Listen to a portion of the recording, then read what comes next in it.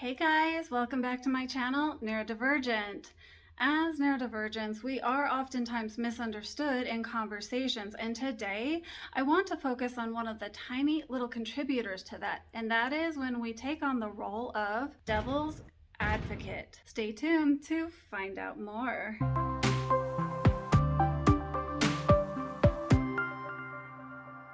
So what does playing devil's advocate mean exactly? I thought about telling you it's a public supporter for the political policies of Lucifer himself, but then I realized that joke was way too cheesy, so I told you what I was going to tell you by telling you I decided against it in order to still tell it to you. This video is off to a great start.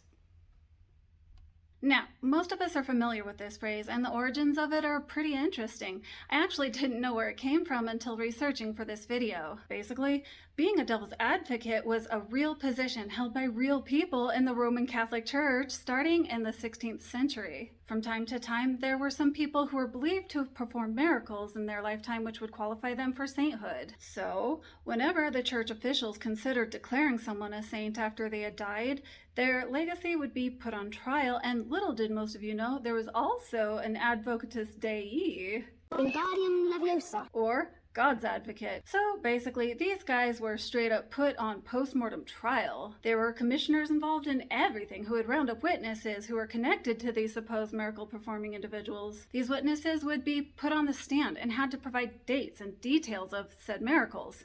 Some of those witnesses were, like women and children from time to time, which couldn't be believed as credible back then, which added more of a truth-deciphering workload for both of these advocates. So, the DA would stroll in and argue against said person getting sainthood by trying to dig up some dirt on the poor fella and attempting to disprove their miracles. In my head, I imagined him slamming his fist on the desk while saying, "Sir Nicholas did not enact the miracle of temporarily detaching and reattaching his left thumb. Your Honor, I believe he was using his right thumb to deceive the people in this courtroom." Order in the court. Or something like that. And even more surprising still, this position existed all the way up until 1983. Now, there are a few ways this phrase is defined online. The Google definition says it is a person who expresses a contentious opinion in order to provoke debate or test the strength of the opposing arguments, while the Merriam-Webster dictionary describes it as a person who champions the less accepted cause for the sake of argument. Much like a defense attorney today, a devil's advocate plays an important role in keeping the system honest. They do so by providing alternative possibilities or facts to think through or disprove in an effort to find the truth. In everyday life, this can promote critical thinking and help people to see multiple sides of an argument. In essence, debate, debate, debate. And I love debate. Not because I like to argue, but because I like intellectually stimulating conversations. Now, I couldn't find any scholarly articles out there on autism and playing devil's advocate, but I think this actually has a lot more tie-ins with autism than we might realize. I personally tend to do it a lot. And I can't even begin to tell you how much this has contributed to me being misunderstood when my neurodivergent communication style hinders me enough in this area as it is. Basically, well, I don't have any stats to back this up. I have a theory that many of our autistic traits might make us susceptible to engaging in devil's advocate positions more often than the general population. So first, let's examine some of the traits of neurodiversity that might contribute to this possibility. And we'll kick it off with the fact that autistics tend to be detail-oriented. As human beings, we all engage in confirmation bias, but we might be more likely to pick up details from opposing views that strengthen our own, and not just the confirming details like many others. And because some autistics struggle with wholeness and completion issues due to routine or overlapping OCD tendencies, we might insert these details to fill in every gap we find within a conversation.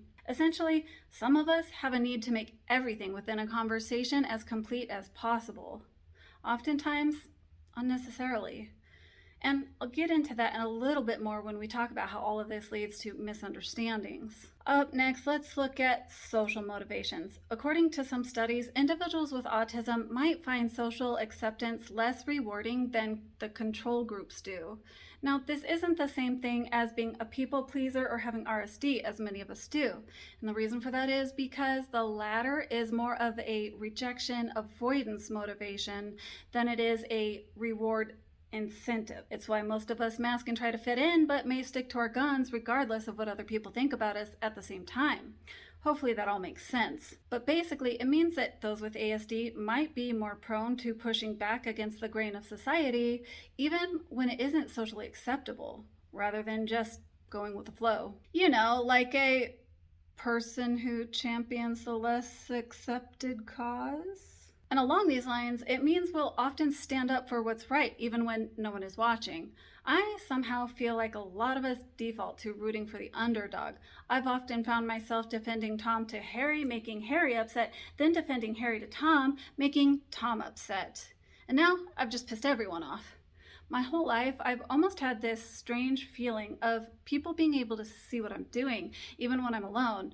Although, of course, I don't actually believe this in the physical sense, not even like on a remote level, but because of that, I almost feel like Tom needs defending, like he's there watching me and seeing what I'm doing, so I'm compelled to argue on his behalf, even when he's not there. And this still falls into the devil's advocate category because half the time, I don't agree with Tom, but I see where he's coming from, so I'm trying to help the other person see where he's coming from too. In addition to this, many of us are also less prone to emotional arguments over factual ones. So, it might be easier for us to state opposite considerations without the emotional attachments of what they present. Honestly, it's why I think a lot of autistics could make excellent criminal defense attorneys. Social cues and bluntness is another area people on the spectrum struggle in, so while they might be sensitive to receiving criticism, they may be less sensitive or even aware of the perceived criticism that can result from playing devil's advocate. And finally,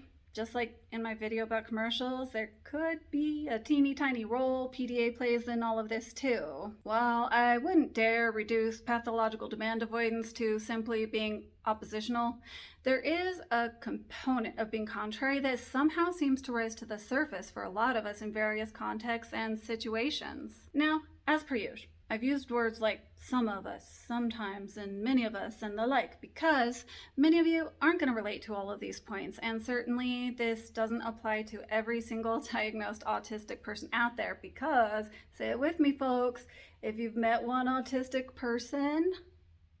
Now let's get into how all of this can lead to more misunderstandings, as if we didn't have enough of that already. The first is that playing devil's advocate makes it seem like you agree with the position you're stating, when, by definition of that phrase, that is not the case. If you did agree with the opposing opinion you were stating, that's just called disagreeing. However, for some reason, people struggle to differentiate between the two. I've literally prefaced things I've said with declaring, I'm just playing devil's advocate, and it still seems like I'm stating my own beliefs or opinions. Talking about something doesn't always mean you agree with it. Asking questions doesn't mean you're making a statement or being argumentative. Yet, for some reason, it's a dichotomy in the minds of others, and when viewed this way, these different opinions and perspectives are oftentimes seen by the recipient as personal attacks, or criticisms of who they are as a person. They struggle to separate facts or ideas from the core existence of their personhood. Now, let's get back to that need for wholeness and completeness I was talking about earlier in this video. Playing devil's advocate has the additional hazard of inserting unnecessary details into a conversation in a way that is distracting and makes it more confusing. We might do this in areas where it contributes little to no material substance to the conversation, and those of us with ADHD might turn this into a session of dragging our listeners down one too many rabbit holes without their consent and obscuring from the original topic of conversation. And remember, consent is key, people. In some cases, all of this can have devastating consequences like causing arguments or strife where it didn't need to exist. It opens us up to yet another opportunity for being placed in that ostracization category that too many of us find ourselves in on a daily basis. Playing devil's advocate is a good and necessary thing for all the reasons I described earlier in this video. It is a valuable tool used to keep us within the confines of intellectual honesty. The problem comes when we do this in areas that aren't warranted due to our compulsions to focus on details or achieve completeness and wholeness. And I would know, because I tend to do it a lot.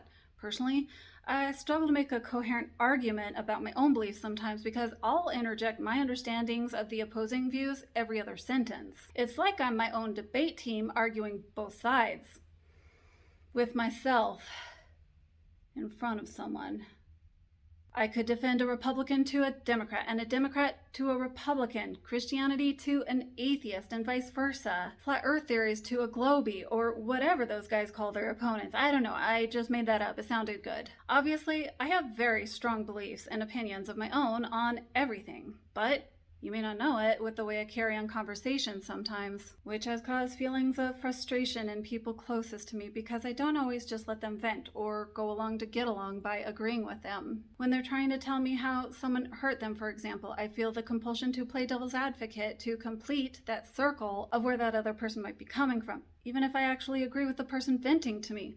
Like, whose side are you on, Jennifer? Or arguing irrelevant details with my husband. It's like I'm running into a room, throwing a boomerang into it for no reason, then running away, leaving everyone scratching their heads.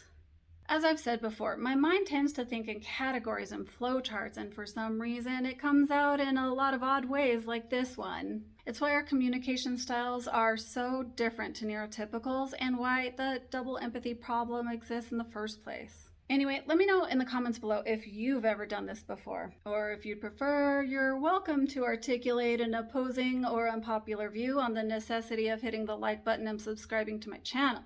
Then I'll do the same in a response to you, and we can spiral into a rabbit hole of confusion together because we're building community here, you guys. All right, until next time, bye for now. Mwah.